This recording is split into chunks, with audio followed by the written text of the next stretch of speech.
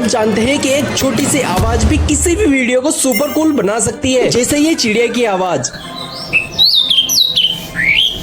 हाँ, मैं बात कर रहा हूँ साउंड इफेक्ट्स की। इसलिए आज हम कुछ मजेदार साउंड इफेक्ट्स को बनाने वाले हैं, क्योंकि ये सिर्फ आवाजें नहीं है बल्कि एक फील है। तो सबसे पहले पेपर फाड़ने की तेज क्रेकली आवाज, फिर लकड़ी टूटने का सेटिस्फाइंग क्रंच, उसके बाद कॉइन गिरने की टन टन, और फिर लास्ट में अलग अलग गिलासों की झनझनाहट।